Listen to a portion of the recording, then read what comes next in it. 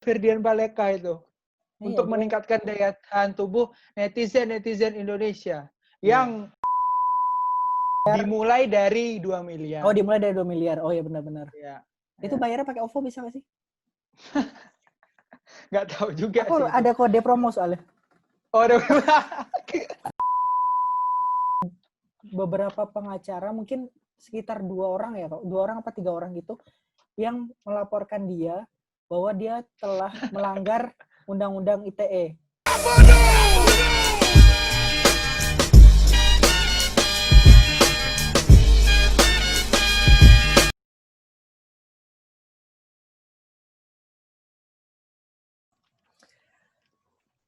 Halo teman-teman, jumpa lagi bersama aku Aril. Nah, di sini aku akan melanjutkan podcastku yang mungkin udah ketunda sekitar 2 mingguan episode barunya. Tapi sebelum kulanjutkan ke materi, di sini aku mau jelasin dikit bahwa podcastku yang sebelumnya itu kan solo player ya. Jadi kayak aku bacot sendiri dengan narasumber dan segala macam. Nah, untuk episode ke depan dan dimulai dari episode hari ini, aku akan bersama temanku. Jadi konsepnya nanti bakal jadi duo podcast ya, duo player ya. Nah, di Udah sini kayak PUBG ya, Ril ya. ada biasa duo squad. Memang itu keahliannya duo squad. Nah, mungkin aku kenalin sekilas saja ya. Jadi temanku ini dari teman SMA, dia sekarang itu kuliah di mana ya? Kuliah di Semarang Di, ya. di Semarang. Perkenalkan dulu siapa namanya. Ya, halo teman-teman, nama aku Rian Silalahi.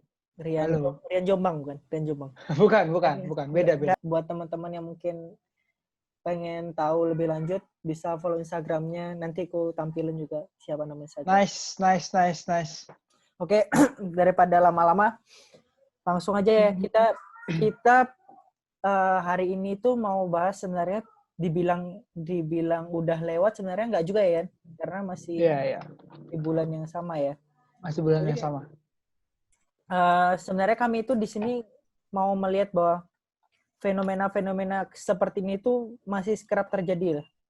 Jadi yang mau kami lihat itu dari, mungkin teman-teman udah tahu kasus soal Ferdian Paleka itu ya, di mana si bos satu ini melakukan sesuatu hal demi kontennya, dan ketika sudah mendapat perhatian publik, ada oknum-oknum yang menambahkan bumbu-bumbu hingga menjadi perbincangan publik, dan akhirnya dia justru sekarang ditangkap sama polisi. Itu Ya. Ceritain dikit kan gimana kasusnya, Yan?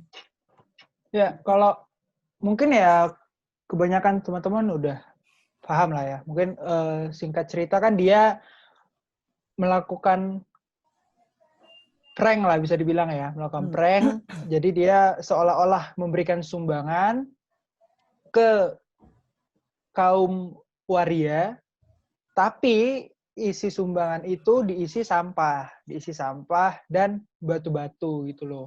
Di tengah masa situasi sulit seperti sekarang ini gitu. Nah, terus setelah itu rame nih di sosial media, rame. Setelah itu dia lari, kabur istilahnya. Pakai mobil, ya, pakai jalan kaki apa? Nggak tahu juga. Kalau nggak salah dia sampai ke Palembang ya, kalau nggak salah sih ya.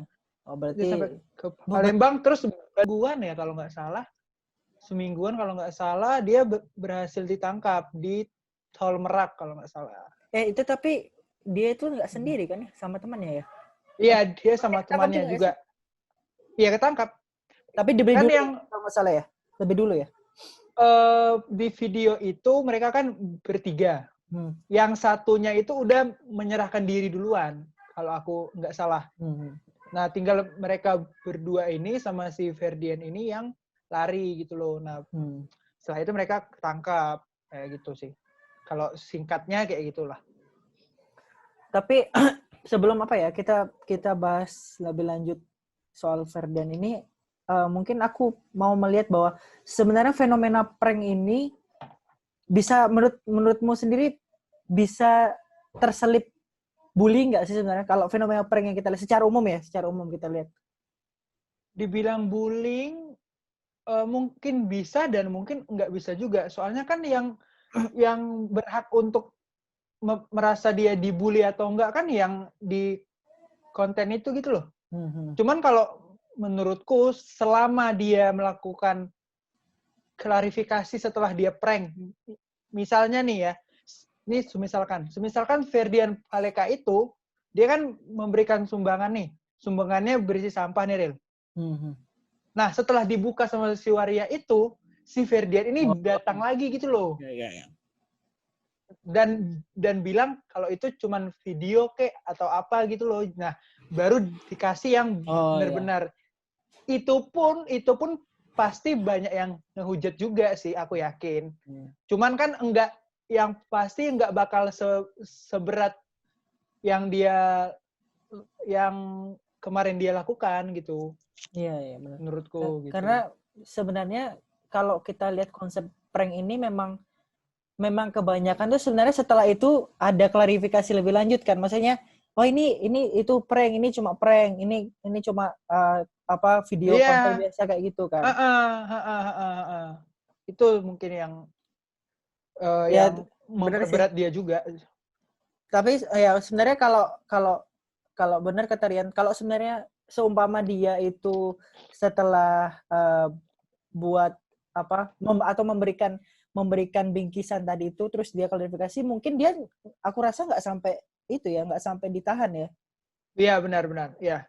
Iya benar sih. Dan juga di sini aku rasa nggak. Dan juga di sini kita melihat tuh si Ferdiannya sendiri ini nggak ada itikat baik untuk menyerahkan diri kayak temannya. Which is temannya itu entah itu paksaan atau apa itu ya kita nggak tahu. Tapi setidaknya dia melakukan itu gitu loh untuk melaporkan diri segala macam. Mungkin itu yang memperberat kondisinya sekarang. Nah itu setuju aku.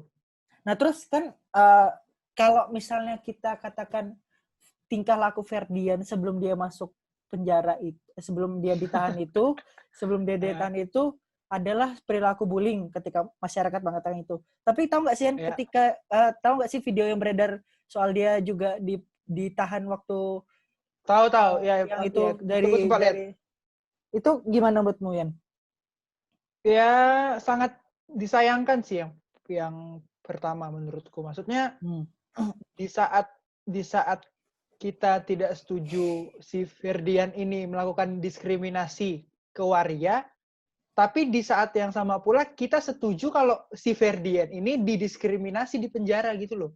Dia dimasukin ke tong sampah lah dan segala macamnya. Nah, mungkin yang perlu teman-teman tahu adalah setiap orang yang dimasukin ke penjara itu harus diperlakukan sebagai manusia sebagaimana mestinya gitu loh. Jadi sebenarnya tidak bisa dibenarkan hal-hal seperti itu dijadikan seperti kebiasaan di penjara. Suatu kebiasaan buruk dianggap lumrah gitu ya istilahnya. Iya. Dan menurutku kebanyakan masyarakat Indonesia itu selalu membenarkan suatu kebiasaan gitu loh, Ril.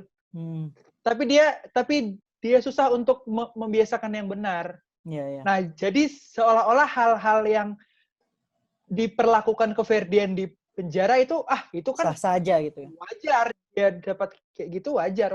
Ya kan jadinya itu enggak sesuai dengan tindakan masyarakat sebelumnya yang mengecam si Ferdian ini gitu loh.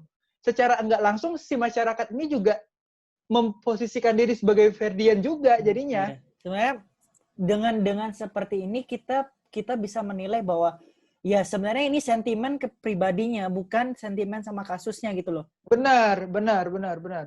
Kalau memang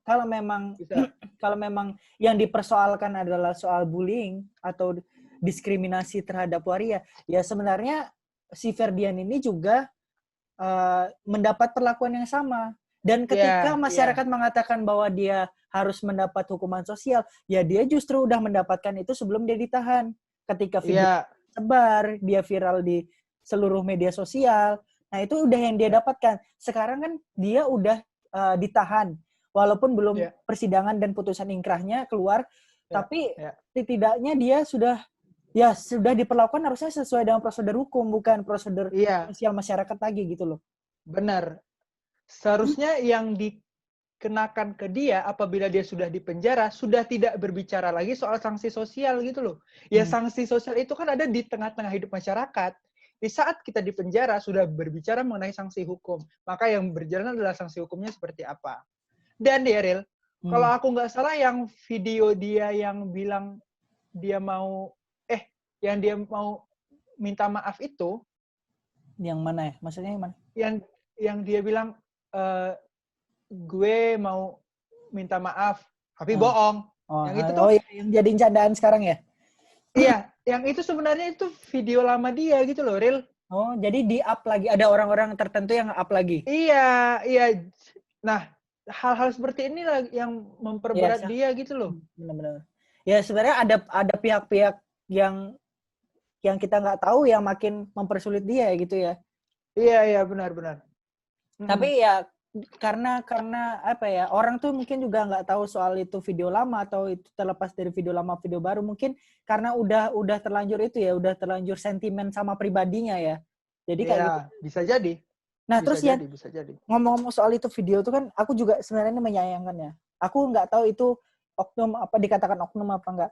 Lihat nggak sih waktu yang dia ditangkap terus di videoin dan ada yang ngomong kamu bakal dibebasin terus tapi bohong. Nah, itu kan sama anjir itu sih. Kalau bukan oknum, maksudnya itu adalah petugas kepolisian gitu loh. Maksudnya tidak berhak seperti itu gitu loh. Benar. Misalnya dari kuasa hukumnya segala macam, seharusnya dia bisa mengajukan pra peradilan, Bu. Iya, ketika dia diperlakukan seperti itu mungkin. Dan ada bukti kuatnya. Maksudnya ketika memang dia pengen haknya terlindungi, ya seharusnya seperti itu sih yang dia lakukan. Iya, mungkin. Iya, bisa jadi. Tapi sebenarnya yang kami berdua mau lihat di sini adalah ya memang kalian kalau memang mau melihat sesuatu itu ya lihatlah secara objektif gitu loh. Setuju. Ketika kalian itu mempermasalahkan soal bullying, diskriminasi, dan orang yang melakukan hal yang sama itu juga mendapat perlakuan yang sama, ya kalian belalah sesuai apa yang menjadi poin khusus kalian di situ gitu loh, diskriminasi dan bullying. Ketika Ferdian mendapat perlakuan sama, justru kalian fine-fine aja, hal yang biasa aja gitu loh. Itu yang sebenarnya kami sayangkan di sini.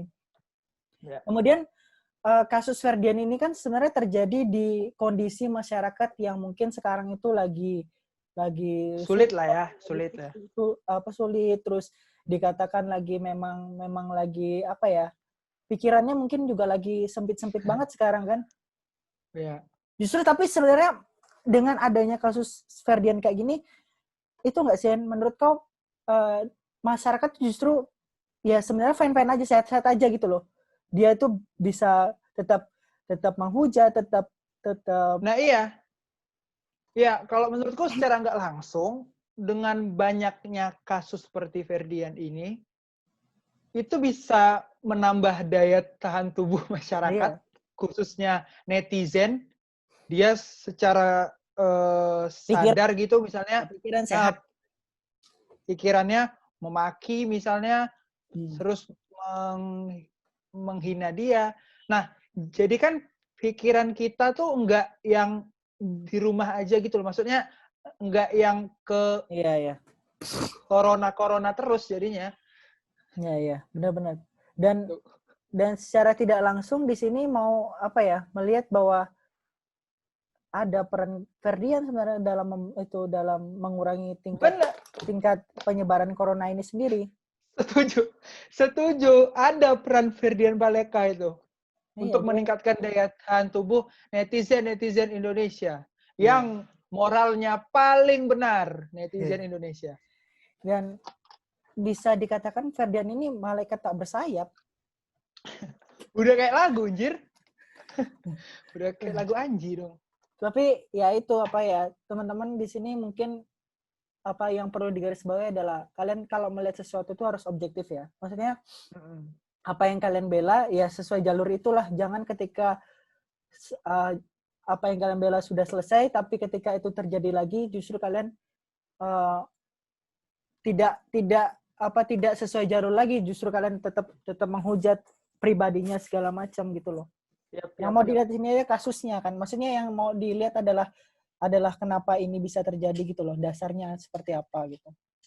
Yoi, benar banget. Terus ini kan, kalau Ferdian itu kan sorry. apa ya memang itu kan. Kenyang bro. Kenyang. Namanya manusia. Iya, setuju.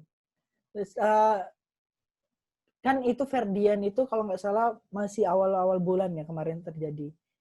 Nah, awal bulan Mei. Ya. Awal bulan. Nah, ada lagi nih kasus menarik kan. Waktu masuk akhir bulan inilah. Itu soal yang selebgram itu apa? Siapa namanya? Sarah ya? Sarah Oh, Kel. Sarah Kel itu. Wah. Dia menarik. Berhasil menarik perhatian orang-orang Indonesia juga. Iya. Kasusnya yang Ben. Sempat ngikutin nggak? Tahu sih aku. Iya, sempat ngikutin. Ngikutin ya. Dia pokoknya ya intinya buat teman-teman yang mungkin masih belum tahu seperti apa ya, dia itu buat video yang dimana sebenarnya tujuannya baik buat amal. Tujuannya sangat mulia tujuannya bro. Jarang orang seperti ini. Benar.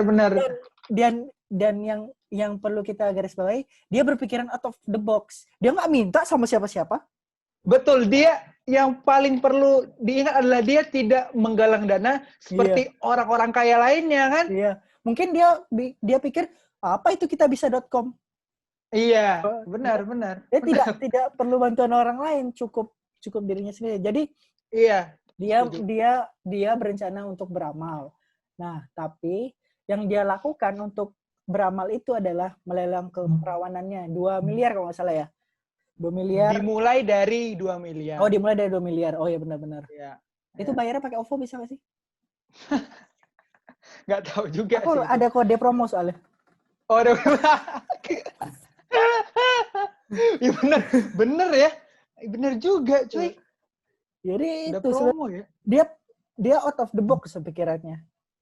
Nah, ya. Terus kemudian yang menjadi permasalahan di sini ketika video itu sudah viral dan akhirnya kemarin tuh aku nemu postingan kalau ada screenshot yang mengatakan dia tuh screenshotnya isinya DM dia dengan temannya apa ya.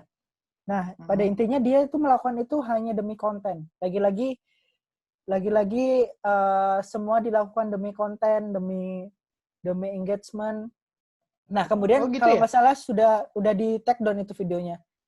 Nah, sudah take down. Nah, itu oke, ketika dia sudah take down mungkin dia sudah klarifikasi, udah minta maaf, entah itu minta maafnya secara tulus atau enggak, ya itu urusan dia dengan Tuhan ya.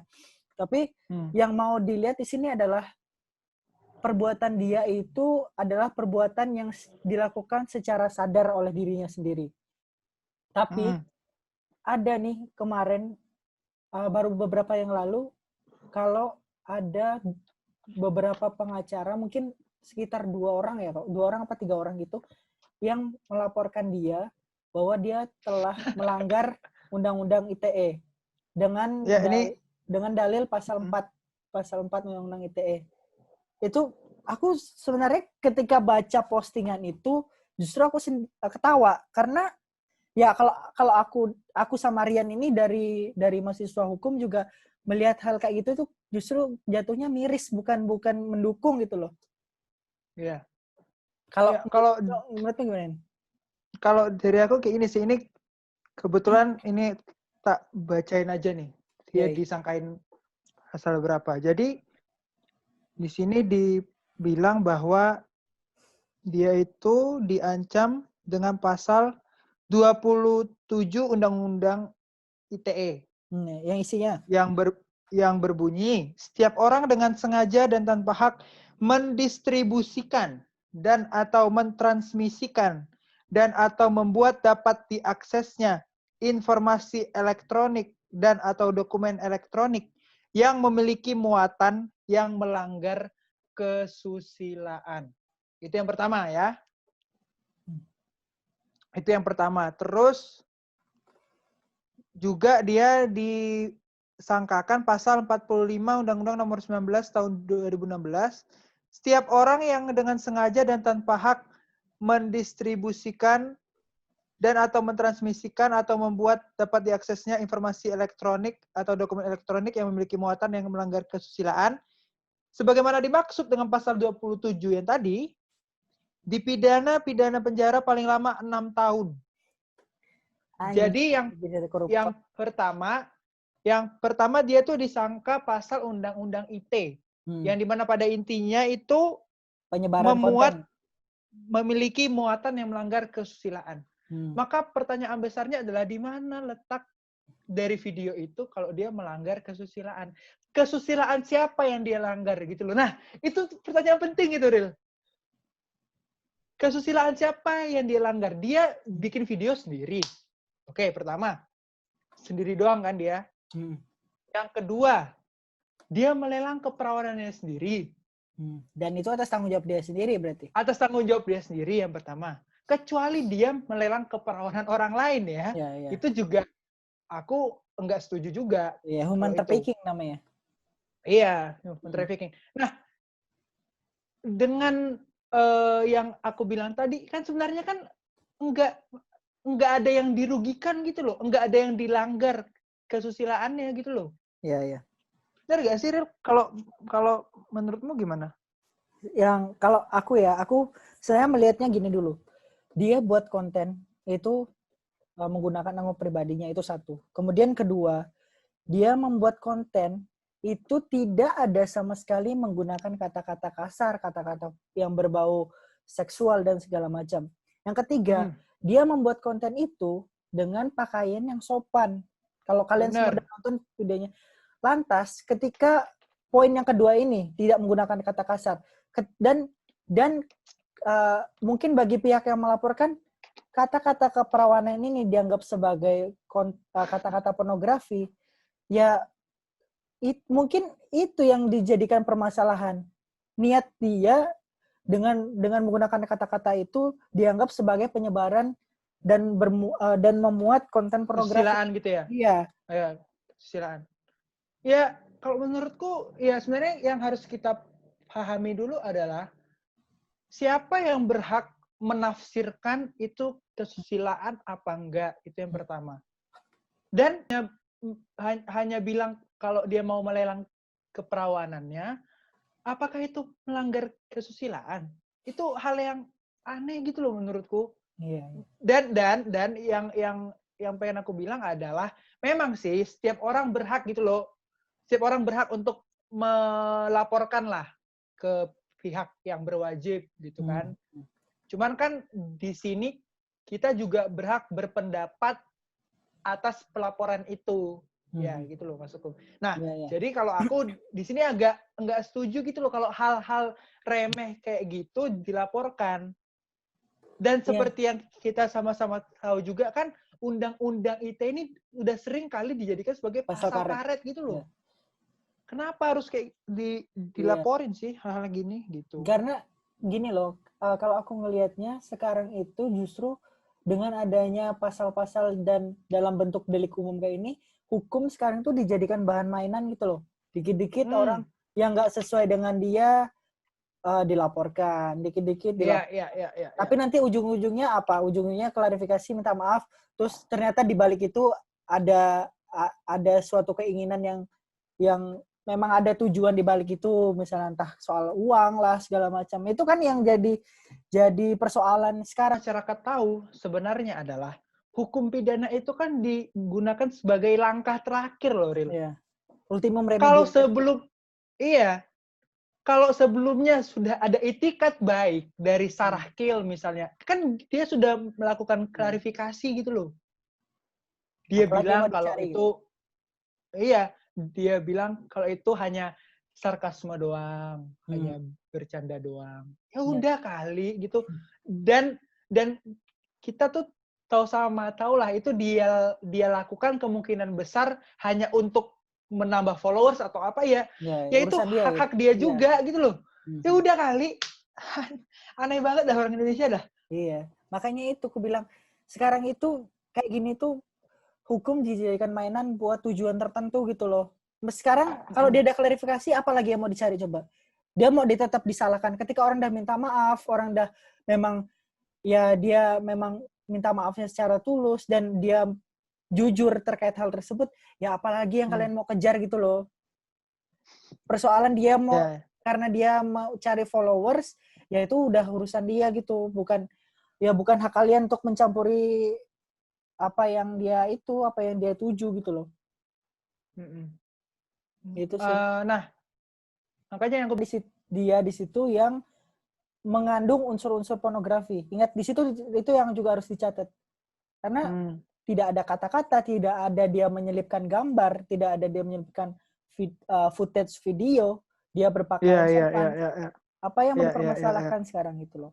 Jadi kalau dari aku sama Rian mungkin yang menjadi concern di sini adalah tindakan yang dilakukan sama ya itu 2 orang lawyer itu yang melaporkan dia gitu loh. Apa yang kalian mau cari gitu loh dari dia sekarang? Dia sudah klarifikasi, dia sudah minta maaf. Ya sekarang kita tinggal nunggu babak selanjutnya lah ke depan gimana maksudnya. Apakah ketika kasus ini selesai di tengah jalan, ya itu kita nggak tahu ada apa di balik itu gitu loh. Iya sih, bisa jadi. Itu sih. Jadi ya mungkin teman-teman untuk episode hari ini mungkin segitu dulu ya karena kami akan masih punya banyak bahasan yang gak mungkin kami bahas sekarang dan kedepannya kalian tetap tunggu aja updatean dari channel ini dan silakan di follow di Spotify, di Apple Podcast, di YouTube juga kami udah ada, tinggal di subscribe dan silakan tunggu di episode selanjutnya. Sampai jumpa lagi bersama aku Ariel dan saya Rian dalam FU Society. Bye bye. Oh ya, FU Society. Bye bye.